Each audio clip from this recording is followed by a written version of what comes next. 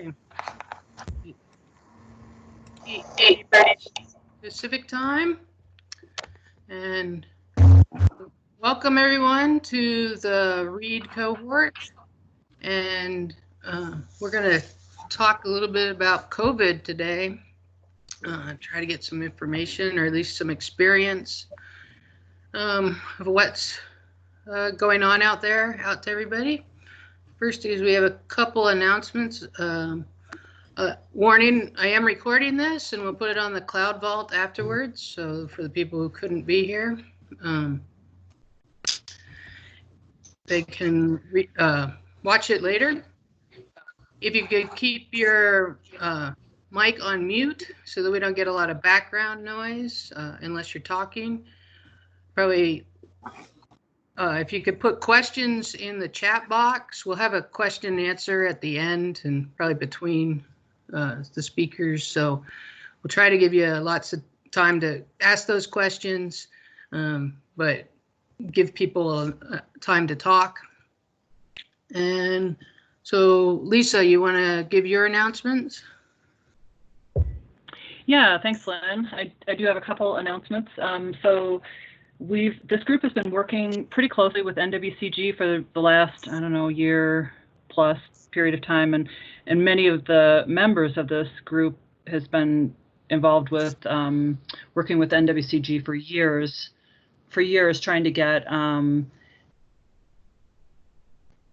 a special involvement with the resource advisors with NWCG, with the positions, the READ and the REEF positions. And so about 5 or 6 months ago, we started working with the Interagency Fire Planning Committee, which is one of the NWCG primary committees, and they took on the READ and REEF positions as a subcommittee, and it's taken us kind of a long time to get there, but we are officially a subcommittee now, and we're going to get a website under NWCG hopefully by the end of next week. So that's a big yay to be officially recognized in NWCG, which is a big deal.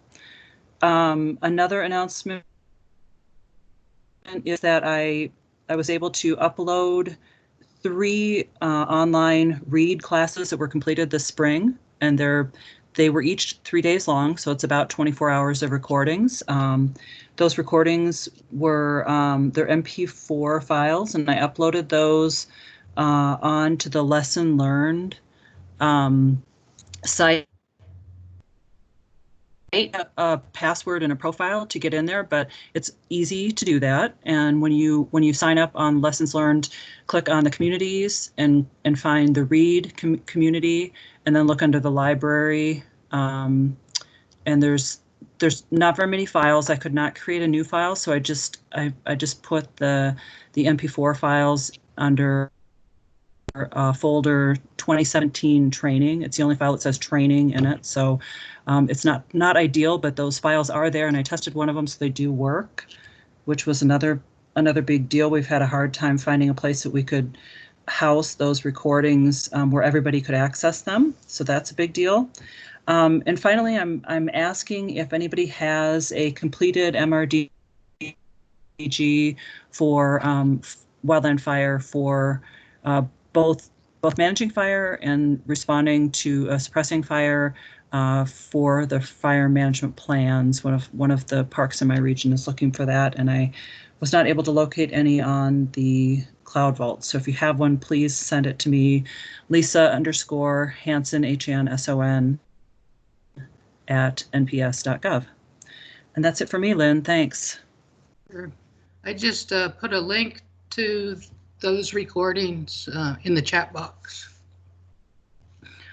Perfect, thanks. Sure. And just a reminder, you'll have to get a username and password to get into that Lessons Learned community, but once you're in there, you can join other communities, and you can also, while we've had that Lessons Learned READ group for a while, we haven't really used it, but you could use it to talk to other people and disseminate information. Right. So to start, I'm going to share some documents. Let's see if I can do this. So for people who don't know, I'm not sure exactly how they decided on the groups. It's not quite GACs or group areas, but there's these areas. So the Pacific Southwest, the Northwest, and and so on, all produced these wildland fire response plans for the COVID-19. They were all produced in May, and they are sort of the guidelines for how fire is supposed to, is trying to limit COVID. You know, it's still a very fluid and dynamic situation, but this was the first major guidance for the whole fire program. And what it did, I know I'm scrolling and people probably it hasn't caught up with people, but it set these best management practices, and it went to module and position levels. And it had rolling stock, crew operations, logistics, operations, finance, liaisons, incident commanders, agency administrators. So it seemed like it was covering pretty much all these positions. And a few of us were like, well, why doesn't it have READ? So in Region 5, we got the READ coordinators from all the forests together, and we built one for resource advisors. I'm going to switch what I'm sharing and show it. Does it come up for everybody? Yep. It's up. Okay, good. So currently, because of the way fire works, and that Wildland Fire Response Plan is an interagency document. The Forest Service does not own it. It has to go through like the whole committee of, I don't know, 5 to 10 different agencies. It's not part of the plan of that Wildland Fire Response Plan, but what we were able to do in Region 5 is we have a COVID plan for the region, for the Forest Service. They put it in what they call an e-binder, and it's the direction for everything that California, the Pacific Southwest region of the Forest Service is doing for the pandemic. And we got this officially accepted, and it is in that. So this is how California's resource advisors we're hoping that we'll read this and start implementing these best management practices. It does tier off that plan, the Wildfire Response Plan, in that had set aside some just basic standards, and we did not repeat those basic standards in this resource advisor BMPs. We expected people to read the guide and follow those, and then add these for our specialty. And it just goes through what a lot of the guidance that's out there, you know, for fire. Be self-sufficient, make sure you have food, and that you can be able to work for 72 hours without dealing with anybody else, except for maybe virtually. Maintain your off-duty behavior so that you're not getting exposed. We're not dictating what you do in your off hours. We're just recommending you try not to be exposed if you're going to accept fire assignments. And then lots of guidance like get contact list, try to preload all your information into WFDS and other guides, read guides, or for the forest, or get a GIS layers together. Work with your agency administrator a lot, and just keep that conversation going, and that we are still there, that this COVID is not stopping reads. We're just fires operations are normal plus COVID. So this is what we produced. I will send it out to the Reed cohort, so because it's now official, but it is just official for Region 5 Forest Service. I think we're happy if anybody wants to adopt it.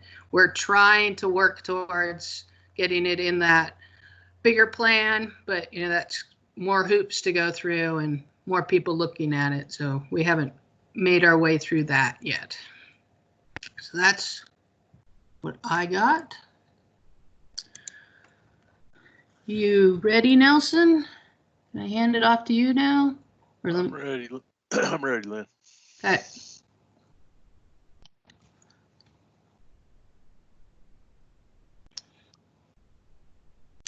Go ahead. All right.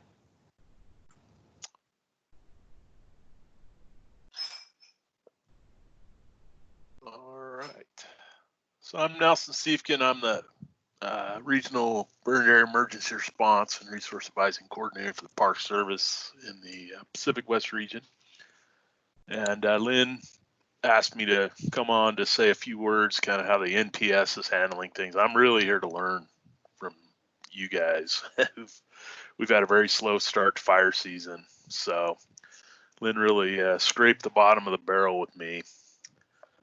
So I won't have too many words of wisdom, but I've been through some bear this year, and I'll give some thoughts that I'm seeing based on that process, and then address them as sort of in the context of what I see implications for resource advising, and then what we're sort of the advice we're giving with respect to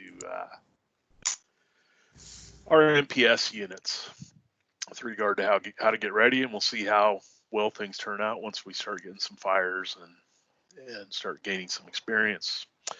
So here's just some of my initial observations. There's an overwhelming amount of COVID guidance that's come out, fire specific and otherwise, and it's changing. I've sent a lot of emails with links in them, and all those links are dead because they either moved the stuff or it was superseded or rescinded or whatever.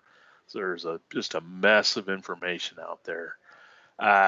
Wildfire is an incident occurring within an ongoing COVID incident.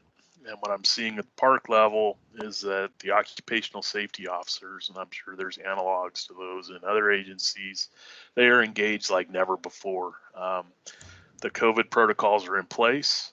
And when we come in and are doing fire, and particularly in bear situations where the quote unquote emergency is passed, they want to see our JHAs, they want to incorporate COVID into it. They're very heavily involved, like they never have been in the past, in my experience. So that's something that I would anticipate is, that local unit, their own restrictions and protocols are going to be imposed into incidents. And then lastly is just the incredible impact this is having on park staffs. This is not only COVID related activities, but also just the fact that people are immobilized by this by and large, and they're stuck in their home offices or in their offices, and that means that they're theoretically available 24/7 to get on Teams meetings, and they're just perpetually impacted locally. And that's always why we've used non-local resource advisors and bear team members, because they can dedicate themselves fully to the incident, and are with reduced mobilization, that's become a factor. And I've had to write bear plans that I shouldn't have been writing just because the local staff was so heavily impacted. And I think that's going to have implications for resource advising going forward, in my view. So for off-park assignments, I'm going to be very curious to hear, the guidance that's been coming out seemingly gets rewritten once actual reality comes in from the field. So I'll be very curious to hear what people have to say with their own experiences. But this is what we're pointing to, is that starting with that interagency mobilization, the checklist, COVID environment, ordering unit and the sending unit, what the working through the checklist there, pointing to the various simplified safety items on NWCG website, the coronavirus page on NWCG, NMAC, NIC, and so forth. Sort of the basics. We're just pushing them out there, and this is the considerations that need to be given. And then as far as preparing at home goes, what the document Lynn mentioned, those wildfire response plans, those are really key. A lot of those are posted to the Read Cloud Vault. Cedar Drake and I mined those and pulled out some implications for resource advising, and Cedar put together a really, really good document that's posted in the NPS folder in that Read Cohort COVID folder. I would check that out, sort of looking at all the implications potentially of the various line items that have been listed in the BMPs and what it could mean for resource advising. Strongly encourage you to take a look at those. First and foremost, what we're doing is really pushing on parks to establish the role of resource advising and BEAR and the leader's intent. What is it that the park superintendents want to see? How is it going to be incorporated? Those response plans are really giving a lot of latitude to agency administrators with regard to how they want to see fire within certain constraints managed on their landscapes and the risk that they're willing to tolerate. And that's going to have implications for resources. So pinning down those superintendents on how they feel about bringing people in from the outside, how their own local resource advisors will be interacting with IMTs and firefighting personnel, and getting that stuff sort of hammered out initially before fires on the ground. The importance of prioritizing resources and really focusing on what we can't afford to lose. And in a agency like the Park Service, where we're preservation oriented, that's our charge, that can be very difficult to do. And at large parks where you have a lot of different resources, it can be difficult to prioritize. And so what I've been pounding on them on is stratifying within and between resource types and really elevating those things that are absolutely need to be elevated based on law or policy or whatever sort of objective measuring tool, and then things that are less so fall down farther on the ranks and really focusing on those high ranking resource types. And then at small parks, we often, which would be analogous to, there's a lot of little Fish and Wildlife Service units, BIA units, is really focusing in on what that particular unit is there for, the enabling legislation, so that those things, that cultural site or that natural resource feature, is put at the pinnacle. And that is the thing that's given consideration when it comes to resource advising. So that becomes front and center, and it's not lost in the noise of other things that aren't necessarily directly related to the existence of that management unit. And then how reads are going to participate given various scenarios. So, having this is again not unique to COVID. We needed to do this before, we're going to need to do it after, but how is this going to work? Are you going to have somebody on 24/7 and they're going to reach out to individual specialists? Are you going to have committees? They're going to come together and pound through issues, getting that stuff figured out, how this is going to work, given that you could be on site, you could be virtual, it could be a combination thereof. That's another consideration. What can you do virtually versus on site? What's it going to take? Do you have access to all the data? Is it consolidated in a single location? These are things that if you don't have that worked out ahead of time, again, it's always going to be a problem, COVID or not. But under this scenario, it is particularly important to get those worked out. And then we're also really pounding home the pre-planning aspect as it relates to operationally meaningful input. And just an example here are things like response maps. And this is from Pu'ukohola Heiau in Hawaii. Just a tiny little park, 80 acres. That's one big cultural site, incredibly important location to Native Hawaiians, Hawaiian history, and just coming up with simplified guidance. It doesn't specify what's there, why it's important, anything like that. It just says, hey, here are our operational restrictions. In very simplified terms that firefighters, if they're the ones that end up doing the resource advising on the ground, filling that role, can completely understand. So the hay house there, these big rock structures, restricted entry, no water, no bucket drops, simplified stuff like that anybody can interpret and can give due consideration to clearly stated objectives. Those are things that we're pushing forward. So Lisa, do you have anything you want to add to that? No, I think this is really good, Nelson, and I think that this example is just a great example, having that very clear direction. Operational people don't want to see a 2-page long document with do this, but if it's this, then do something different. They want a black and white direction, so that this is the kind of information that we really need to provide to the operational people during incidents. Perfect. Thanks. All right, Lynn, back to you. Okay. We can take some questions before we dive into some experiences. If anybody has a question, you can open up your mic or type it in the chat box.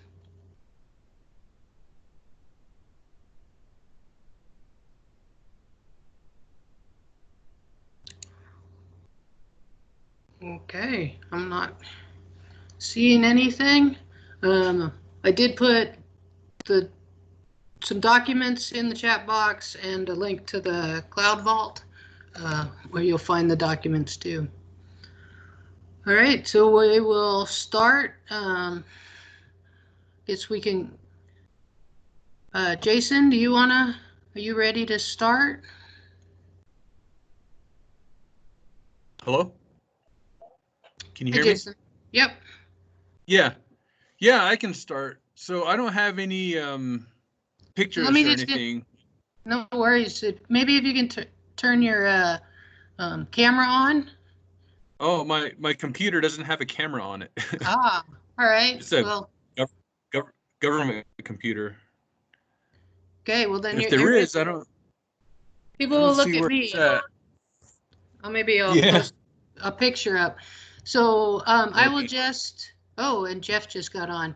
So we have all 3 of the reads with experience. Thank you, Jeff. And Molly, if you have a camera, maybe if you can turn your camera on too. And we'll rotate up through all 3 of you guys, but I think it's just an open time to talk about your experiences while in the fire. Just to introduce you guys, so there's Jason Nez, who's from Grand Canyon National Park. He's a fire archaeologist and resource advisor. A lot of people probably know him. And then Molly Ray, who is AD resource advisor and has been on a fire in Arizona, New Mexico this year. I think your mic's off. I didn't. There we go. All right. And then Jeffrey Sturla from the Tonto National Forest. And you guys have had quite the fire season so far. So, all right. So maybe we'll start with Jason and then rotate through you guys. Okay. So everyone can probably hear me okay. So if you're not, I don't know, holler in the chat window there. So first of all, I'm coming from my perspective of this whole virus is very intense, I guess. And my reservation has been hit hard by the virus. And I think that people that don't take it seriously, I don't know how to get through to them, because I know 2 people a week that die. My neighbor, I grew up around, who still lives near my house in Tuba City, she just died this morning. She was really old lady, but it was a very unfortunate way to go. And that's what I deal with. And then coming here to the canyon, where none of our visitors seem to take this seriously, it's very, very weird that my reservation now has less cases than the state. And we had a policy where we weren't supposed to go home, and I hadn't been home for months, and now it's like home is safer than here at the canyon. But we had our mangum fire on the North Kaibab National Forest up near Jacob Lake, and I got there about the second day, and that was when things were very intense. And one thing I tell people, like during those first 5 days of IA, there wasn't really much time for resource advising or archaeology. Like everyone was a firefighter, including me, and it was very intense. Thankfully, we had really good survey coverage and a lot of prior work there. But so in those first days, I went into the fire with a lot of apprehension of how things were going to be. And I think a lot of my apprehension was correct. The fire had just started. Things were still getting set up. Our ICP was at Jacob Lake, and within that first day, the power lines burned. So we didn't have any power. Jacob Lake gets all of its water hauled in from Fredonia, or a spring, about 12 miles away. So we're actually out of water and out of electricity. So we had a shower set up and all that, but there was just no way to run it. So that was very weird. And thankfully, a lot of the emphasis earlier in the season was on being self-sufficient for at least 3 days. And I rolled in with enough sandwich material and enough food to get by the first couple of days. But it was pretty intense. And from my perspective, it was probably different than someone in camp, because like just the way things were rolling, we'd be out really early, and some nights we didn't get back till 11:30 or midnight. And I was working with a dozer, so we were some of the last people off the line, just because dozering can be pretty slow. So we'd get back and there's like no lights. So in order to find food, you sort of had to dig through piles of boxes, and a lot of the food was just sitting on a table. And I think that my hunger and my need for calories sort of outweighed my internal risk management center of my brain. I was just so hungry, I just like pounded down whatever I could get for like 4 days. And after those 4 days, we finally had safeties show up, and they started implementing a lot of we weren't able to touch our food, so we couldn't just root around and grab things. Someone handed it to us. They finally had that set up, and they had finally set up wash stations so we could wash our hands. And a lot of the COVID guidance that had gone out prior to fire season was finally being implemented. And I think that that's going to be this is only like one of the first few fires, so I think they're still working things out, but it was a bit unnerving coming from, well, I hadn't been home, but knowing what's going on the reservation versus what's going on in a camp without hand washing facilities. And that's something that the team worked out, but it was very nerve-wracking. And another thing I noted that was that the camp being so close to Utah, there's a lot of cultural differences and beliefs, and I don't want to lump everyone in one group, but there's a lot of people in Utah, not just Utah, but Arizona, but there's a lot of people out there that don't believe that this is real.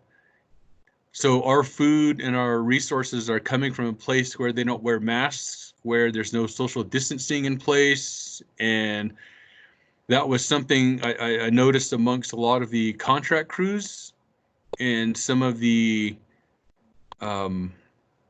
local crews, or not local, but mostly contract crews, and they probably hadn't gotten our guidance. It probably hadn't been discussed with them, but that's an issue I saw and that had worried me. And I haven't heard of anyone getting sick. I heard of one crew that a week after they left the fire, they got sick on another fire, but I haven't heard of any cases coming out of the Mangum fire. And it's just one of the new realities is that some of us were hyper aware of it because of our local communities. We now have, when I left Grand Canyon, we had like 12 cases. Now we have 31 and growing. And it's just rampant. It's just out there, and it's very, learning how to deal with it is going to be part of everyone's job, I guess. And ideally, what I think should happen is, as part of our refresher course, we really should have to go over the science of this. We should have that education that we can understand it. Because I had run into overhead where they're like, oh, it's already going through my community, I'm not worried. And I'm like the little guy, and I wasn't going to say like, well, I'm worried. But I told people freely that, yeah, I know people that die. It's real. It's serious. And that would stop them for a while. But inevitably, the conversation would go back to something that, some meme. I guess we're quoting memes these days. But by the 5th day of the assignment, things were straightened out. Social distancing was being enforced in camp. We had safety officers show up, and we started getting that message in our morning briefing, and camp became what was in the preseason COVID plan. It became a lot more of that.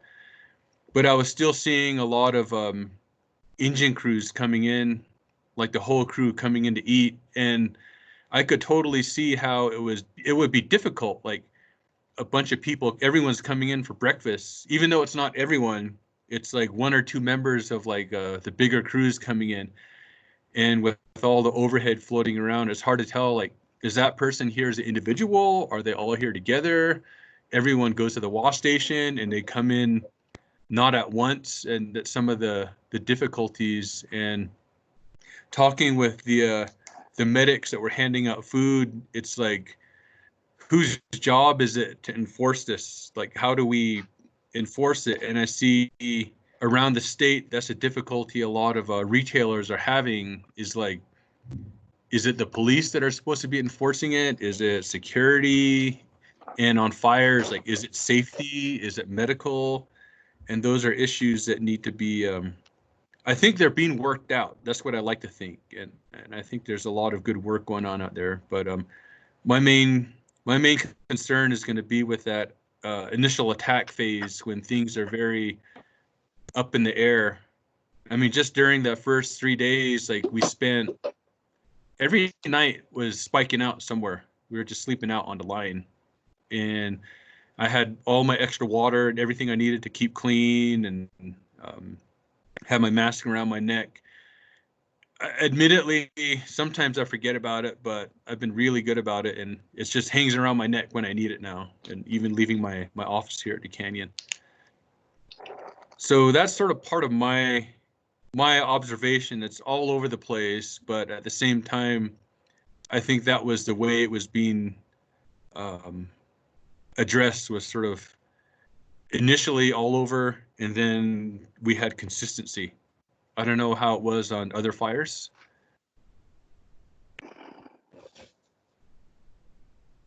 Maybe Molly can chime in, or Yeah, my experience was a lot different than that. I kind of prepared just like a 5-minute spiel. Should I go ahead and do that? Is that all right? Yes, please go for it. Okay, so my name is Molly, and I worked as an archaeologist on the Bighorn Fire on the Coronado National Forest in Tucson, Arizona. So I was just gonna kind of summarize my observations of the teams, the caterers, the reads, and the fire line. When I first arrived, it was a digital check-in, and so the fire started on the 5th of June, and I arrived on the 18th. So they had already had quite a bit of time to get organized. It was a type 1 incident, and it was the Southwest Area type 1 incident management team too. So they had a QR code for the check-in, so you could fill out a PDF form with all your information, and then email your red card and resource order. And then I'm an AD, so I emailed my casual hire form as well. So that was pretty easy to do. There was an ICP set up at State Park, Catalina State Park. And so they did have in-person morning briefings, and people were pretty spaced out, and most people wore a mask, but not everyone. And they tried to re-emphasize that was a requirement. And I saw more and more people wearing masks, especially, I think it was a few days after I arrived that the governor of Arizona required masks to be worn in public spaces. And then there were division breakouts, and definitely everyone wore masks during that time because we were standing closer together. And then there were yurts set up for supply and communications at ICP, but the like ops and sit were actually located in a resort about a 5-minute drive from ICP. And that was a bit concerning because it's in a public space, and Arizona is a hot spot. So in the lobby, they had basically like a legend showing you which rooms everyone was in. And no one really seemed to be wearing masks in situation and the rooms that I was in. The second team that transitioned in had a few more precautions. They stopped the in-person briefings and just had a QR code for everyone to watch it on a live stream. The first team did have a live stream option available, but the second team, canceled the in-person briefing, and you only were able to watch it on your smartphone or tablet. And then for people that didn't have a smartphone, they set up a TV for people to watch. And then, on the IAPs, they had QR codes for the IAP. They put it on the FTP site so that you could have digital access to it. And they did put the division supervisors' phone numbers on there to facilitate communication more. And the live stream QR code is on there in the maps. And then the demo process, you had to make an appointment to get your timesheet so that a lot of people weren't coming in at once. And then they had basically a computer station set up for filling out a demo form, and instead of getting signatures for turning in a radio or your gear to supply, you just checked that off on the computer, and there was a sanitizer, and then there was a Clorox wipe for you to wipe off the station after you were done. So that was pretty good. And on top of that, the second team had basically a self review station where you would fill out a form before you entered the hallway to go talk to SID or ops or anyone else. So you could take your own temperature with one of the gun forehead ones and say yes or no to different symptoms. So that was a bit more precaution taken. As far as the caterers, they were pretty diligent. They had a staff member making sure everyone wore masks. You had to have a mask on to get your food, and they're making sure everyone was washing their hands. And if anyone touched the rail, someone was cleaning. The people inside delivering your food wore masks, and they just gave you to-go boxes. And then they also had people wearing masks and wearing gloves. They would hand you coffee or juice or your utensils, condiments. So that was a good precaution. They didn't do that at the second camp that I stayed at. They didn't hand you your utensils, so people were just touching that. I think they changed that after a few days, though. And then there wasn't a dining hall, of course, but there were picnic tables at the ICP with the campground. And people were pretty much just staying with their groups and going off to different tables to eat. So I would eat breakfast with the other reads, and we would have our meetings there basically, and then disperse there.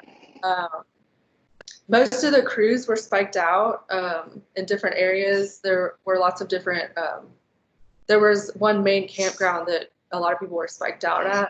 Not sure what the conditions were like there. From what I heard, it was kind of a free-for-all.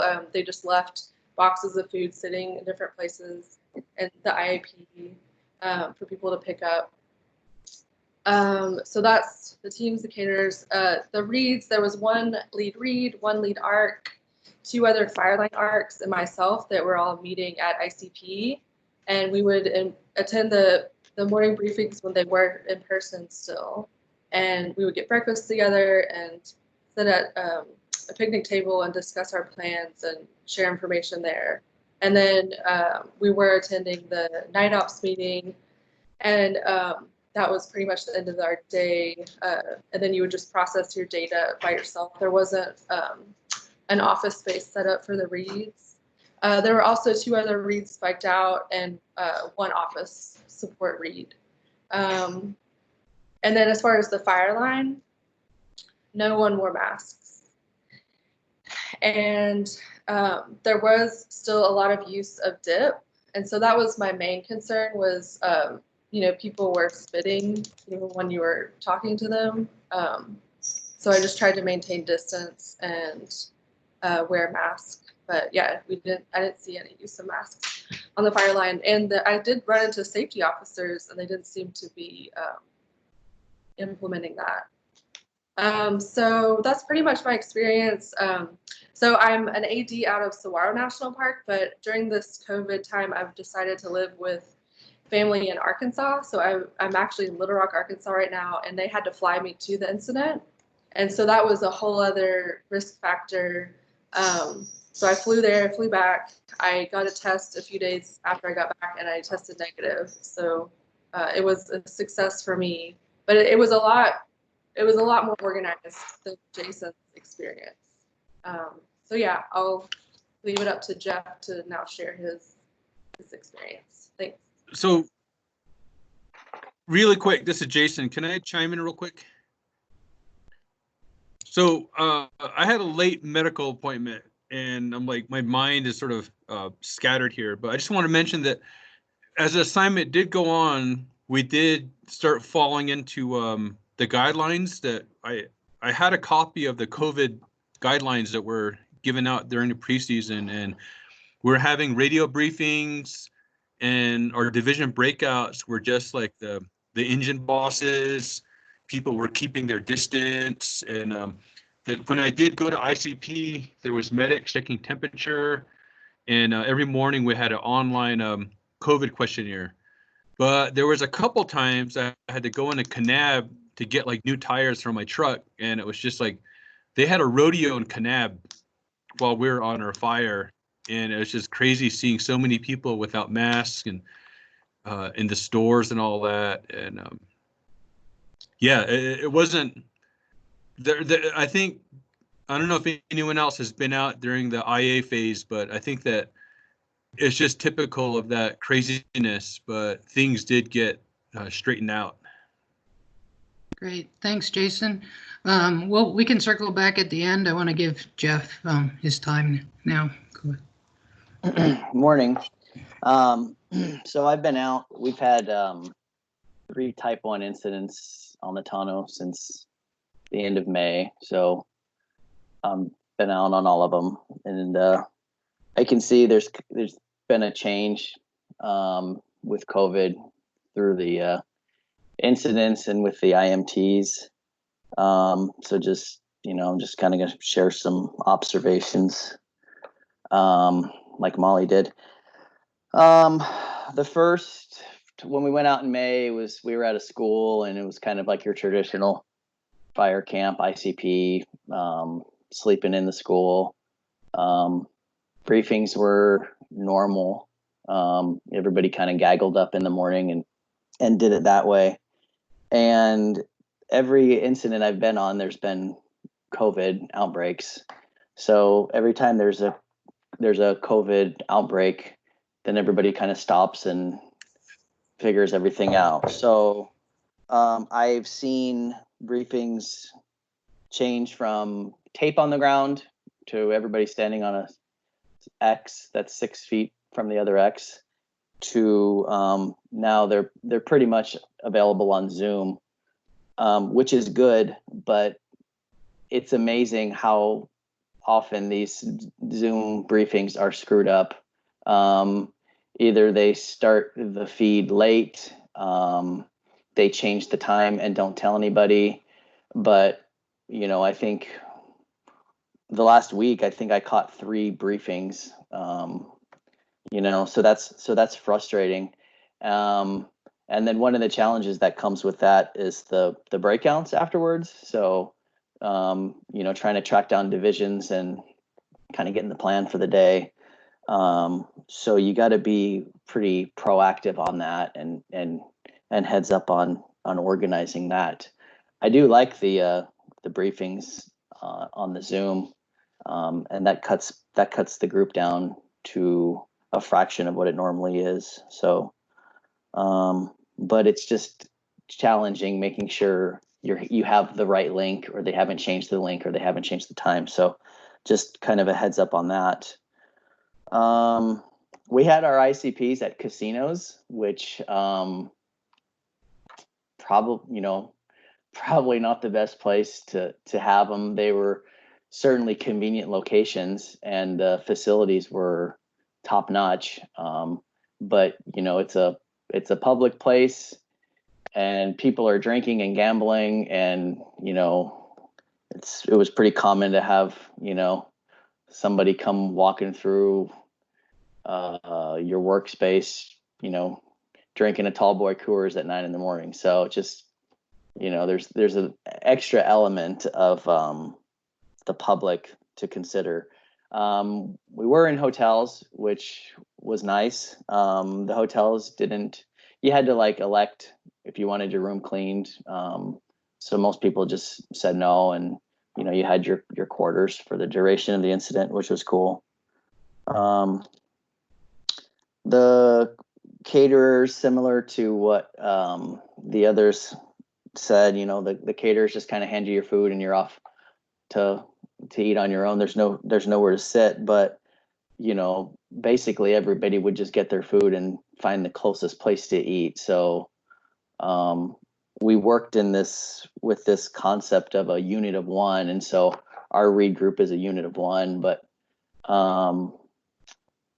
I guess that's kind of up for interpretation, because as soon as you see someone from your district that's on the fire, well, that's my other unit of one. And then so the masks came off quite often, as everybody is kind of alluded to. The unit of one is, I don't know, it's I could sit down at a table with Molly, and I didn't know she flew in from Arkansas, but now we're a unit of one. So whatever that means, I guess we're safe. So just I would say don't let that be an excuse just to take your mask off.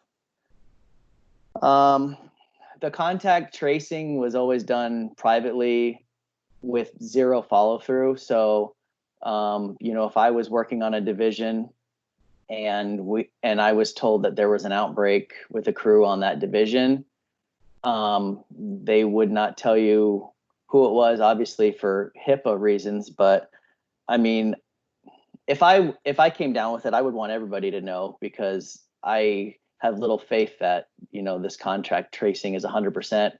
But I can guarantee that if I told everybody that I had it, they would know damn well if they spoke to me in the last 2 days or whatever it is.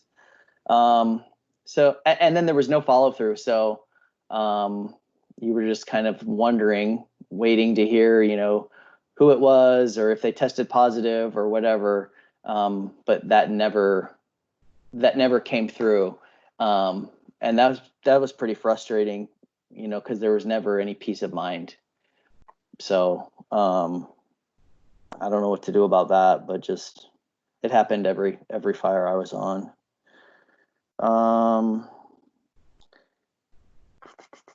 The temperature checks kind of ranged on how they were done. Some places, some would set up, some teams kind of had a little barricade when you'd walk in and everybody would get checked. And that worked really good. You know, the next team kind of had a table with the thermometers on the table and you were on your own. And I didn't like that because, you know, now I'm picking up a thermometer that, you know, it wasn't clean. So I'm not going to use it. But, and then there were some people walking around just randomly testing people. So I think it's better when the team does the testing. Going back to the briefings, the IAPs were rarely available in a digital format. The ones that were usually password protected. And so, you know, unless you knew the URL for the FTP site or the password, you were kind of screwed as far as IAP goes. And that's a pain in the butt with these briefings being, you know, virtual. So that's a missed opportunity. And I would hope that we get better about that because that's an easy one to fix. And then with the incidents just being virtual, you know, if anybody's going out, I would highly recommend you track down a team roster or contact sheet immediately because, you know, some of the team members are virtual, some aren't. So, I mean, just getting an S number or just the normal doing business that we do can take a very long time. Just trying to figure out who to track down or where they are or anything like that. So if you get a roster right away, that helps.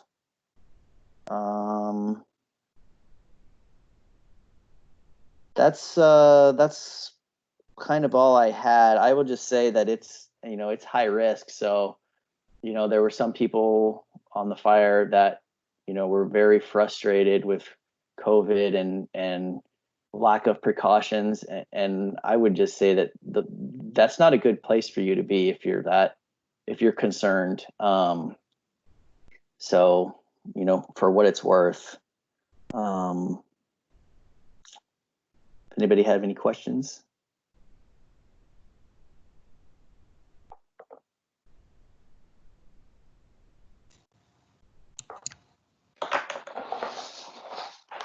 So the biggest question that I've seen here is discussion about sort of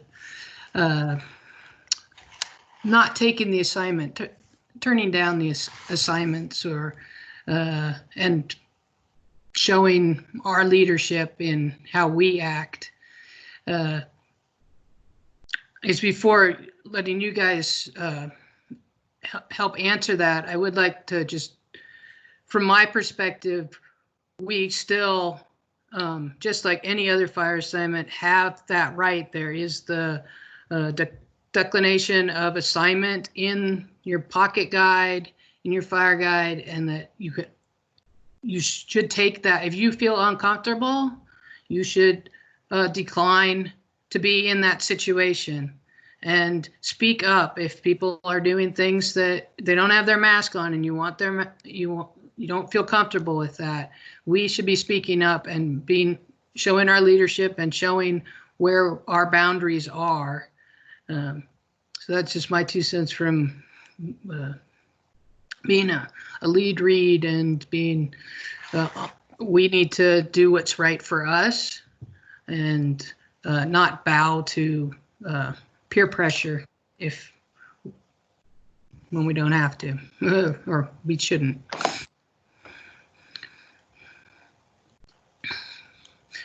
Did you have any experience, want to add to that, your experiences on those incidents with dealing with uncomfortable situations?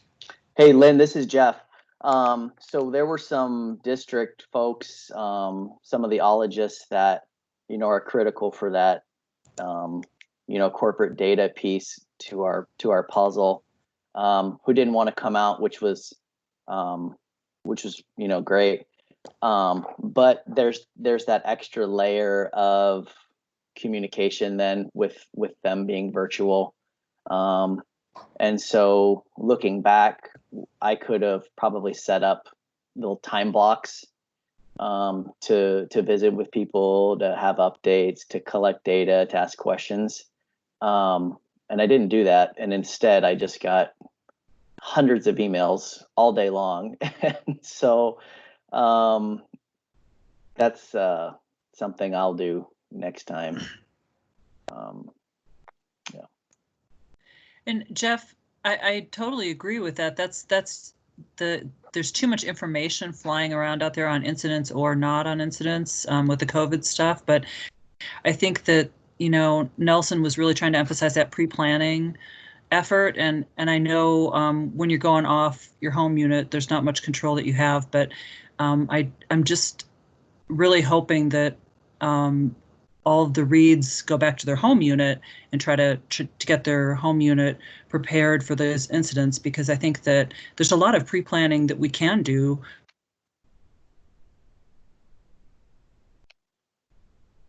So, if great, make sure that they've got all of their information in a concise and transferable data set for the reads when they come in. But I think, Jeff, you had a good point too of setting aside a meeting, maybe a meeting or time every day to check in with the reads, your virtual reads during the incident, right? Yeah, and I was pretty generous with that briefing link to, putting some onus on other people. It irritates me when someone says they don't know what's going on, but briefings are available to everybody. And so just sharing that link, and I think it works out in the long run for everybody, getting everybody that information. So.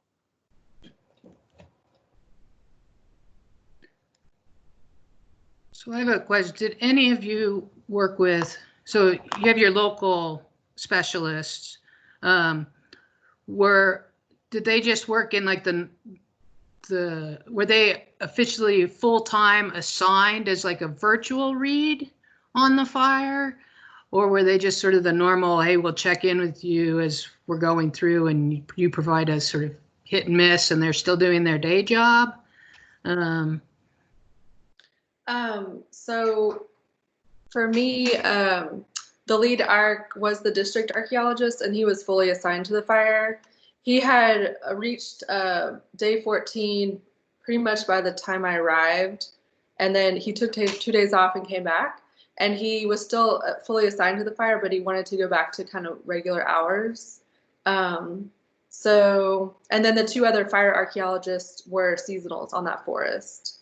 And then there was one just regular read. She was more on the natural resource side. She was, I think, just on call, like as needed from her home. So I don't know if that answers your question. Yeah, it does. I guess my thought process is that we can ask for virtual people assigned to the fire. So I know for my own incident management team, we talked about having whole sections being virtual. The PIOs on fires are now pretty much, there's one person maybe in camp, and there's 20 other people assigned to the fire who are all virtual. They may be in another state. So the idea of maybe helping that communication or collecting that data, if we have a virtual read who can deal with all those emails coming in through the day while other people are on the line, the reefs are on the line or whatever, that maybe it's something that we could use. And I guess I was sort of wondering if anybody had tried that. Yeah, I think that's kind of what was happening with the natural resource read that was at home. But I will say, I think that would be really helpful to have that person more full-time support, because there was kind of some disconnect in communication with the reads and arcs at times, just because we didn't have a central place to meet or a regular time to meet every day. So that would be helpful, I think, to have the support person so that you can have like someone to contact at all times. Hey, this is Jason here. So I think that's a great idea because, like, up on the Mangum fire, we're just so out in the boonies and we're spiking out. We didn't have good access to internet, Wi-Fi, or even our cell phones. And I think that someone somewhere else, like, sort of not quite dispatching, but sharing information. Otherwise, you'd have a bunch of people calling in and using up all the bandwidth in the morning, because as soon as we get to a cell spot, like all the divisions, safeties, everyone is like trying to make phone calls and send text messages. And I was very, very fortunate because it was an area that I've worked before, considered a local resource. I was very comfortable with the terrain and the area. So that sort of cut down on the number of people that were needed. And I think that's something that units need to consider too when they're ordering, is like, if you have someone that knows the area, they're familiar with the resources, I think you could get by with less. I think that more is better, but this is sort of an unprecedented time we're in until we get a handle on this virus, that we got to start thinking about how can we use less people.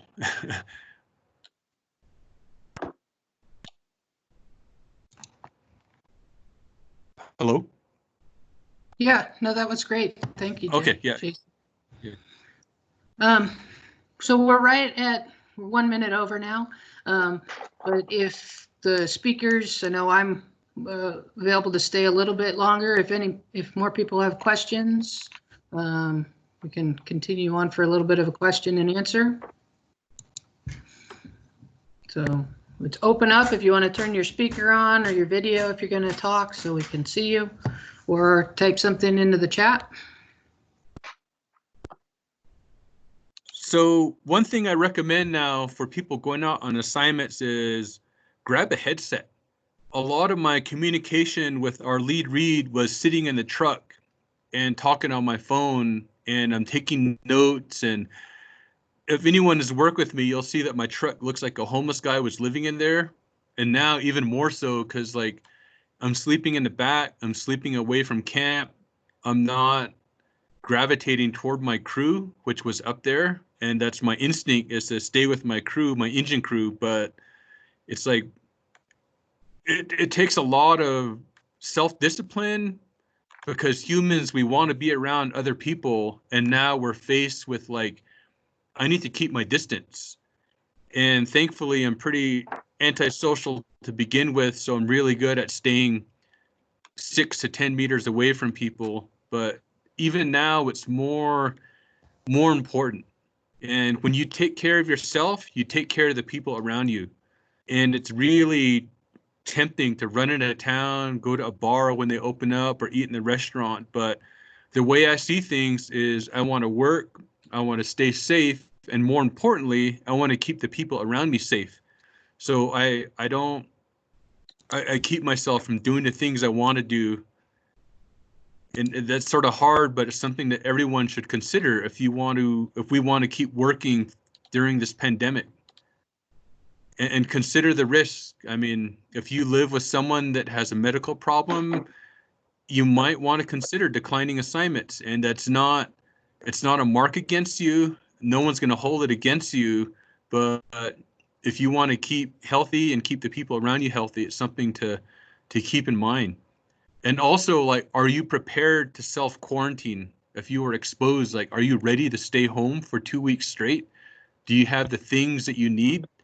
Early on, when this virus started and they were requiring people that go to the reservation to self-quarantine, I had like made sure my internet was fine. I had a ton of movies and books. I didn't get sick, but it's something to think about when we come back from assignments. I mean, it's just a matter of time before there's an outbreak in a camp.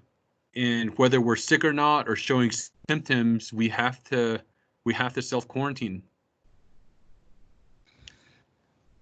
Okay. Great. So I do have a question.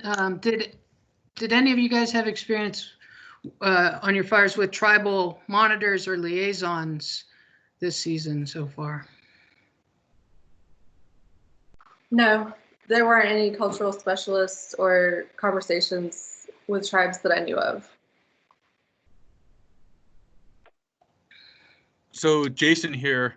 So to chime in real quick, I think with the virus going through a lot of native communities like Apache, like Navajo, and Paiute, I think that we're not going to have as many in-person tribal that monitors liaisons, and that's sort of what I think is going on. And I think that tribes need to think about being there virtually. I think that's also a lesson that we have to, as Reeds, at least tell our agency administrators, remind them that it's harder to get a hold of the tribes, and their silence doesn't mean they aren't interested, and that we probably need to ask them to make the extra effort to reach out.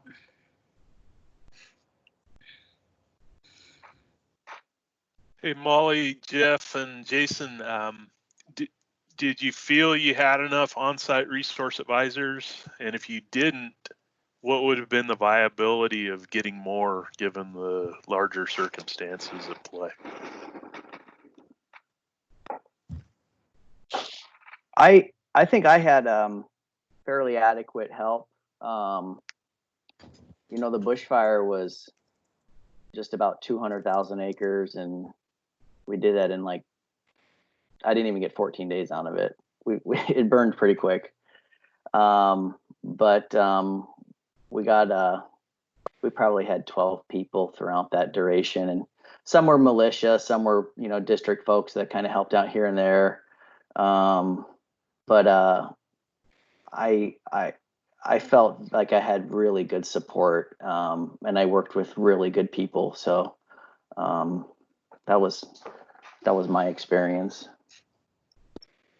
Yeah, on the Bighorn fire, I think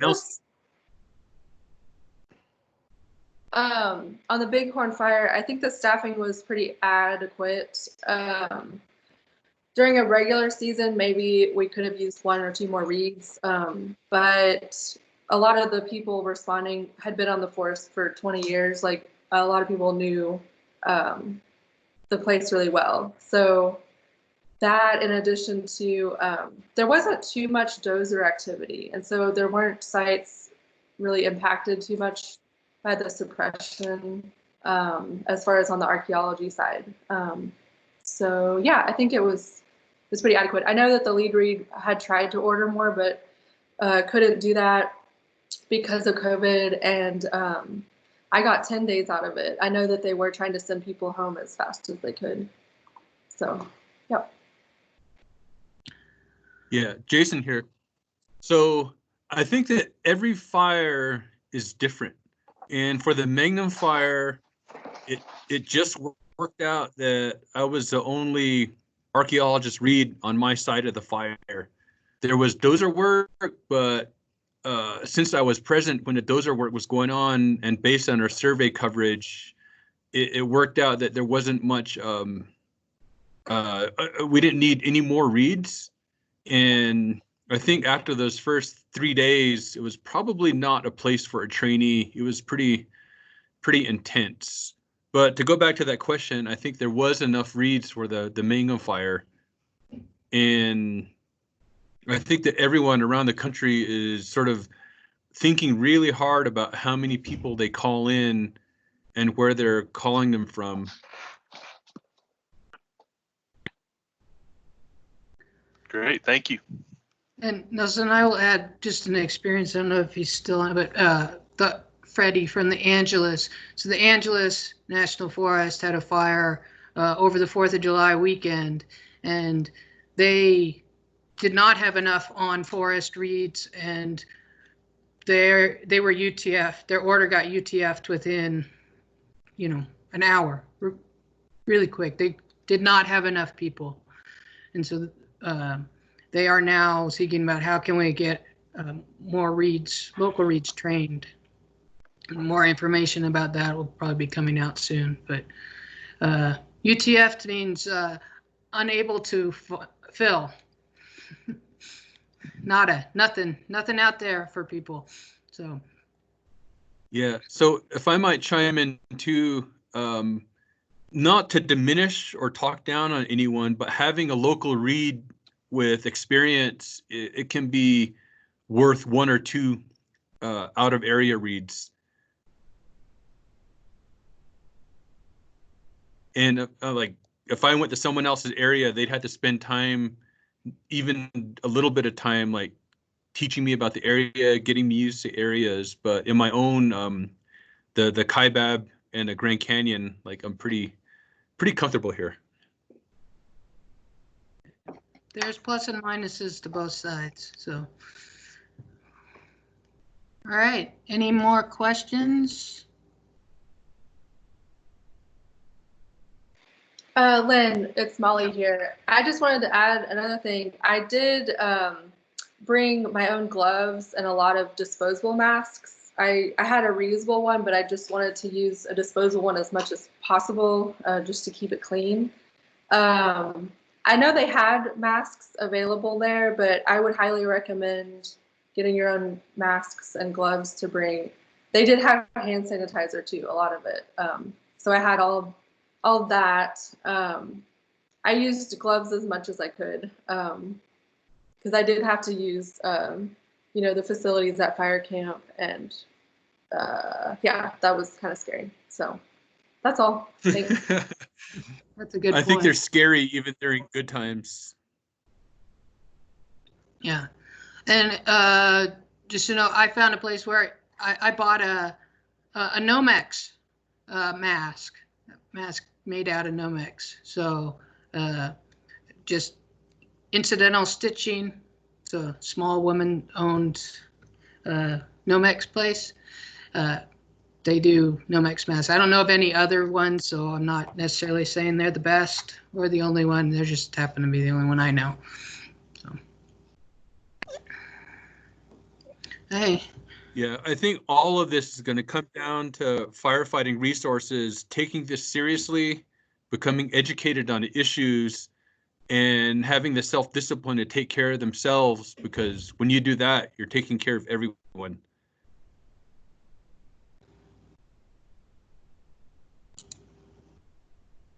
Okay, so there was a thing, the Angelus was able to get one read, and they brought him down from Oregon. So,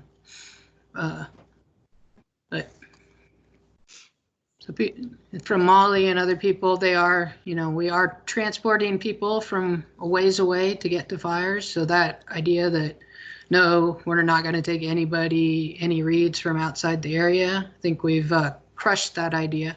I think it is happening.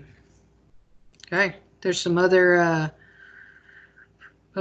masks, COVID or Nomex mask areas in the chat.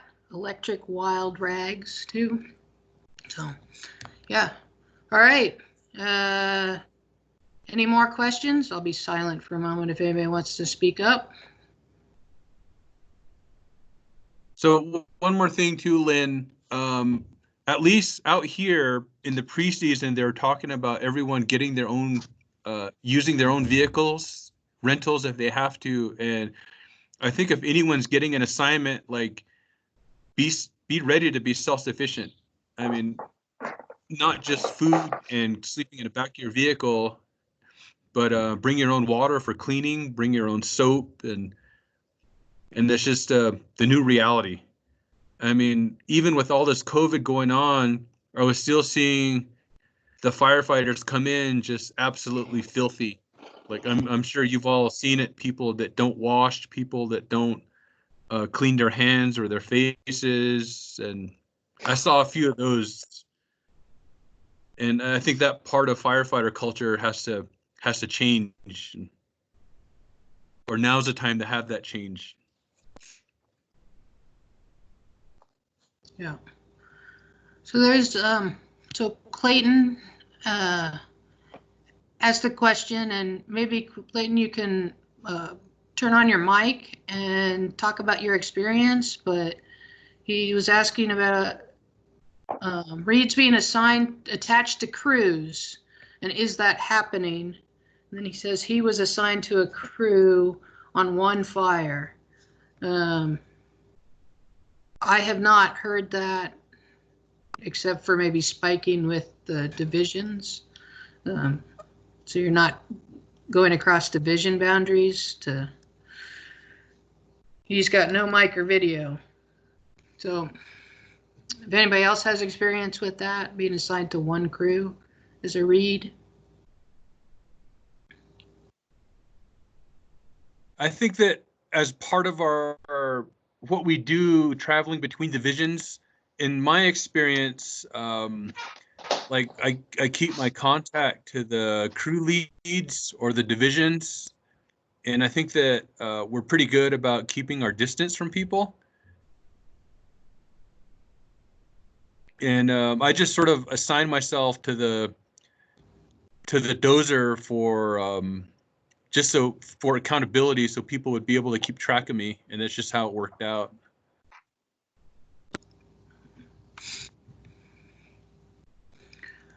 One thing that just popped into my mind, and it goes to something that Jeff said earlier about the contact tracing and who you interacted with and stuff. And I know my own team, we have not gone out on an incident yet, but in our pre-season meeting, the one thing that really came up is the teams, the only people who can do the official contact tracing, that the term is really an official term, and it's definitely the post somebody gets test positive or is potentially a presumptive positive, that's done by the health department, and that the keeping track of who you interacted with, and that is not the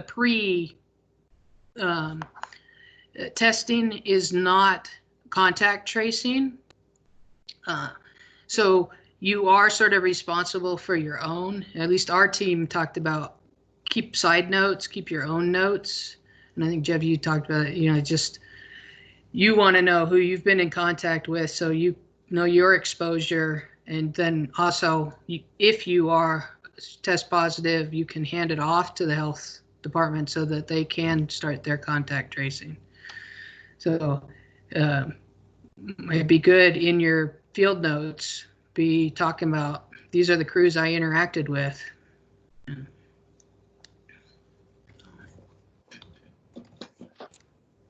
All right.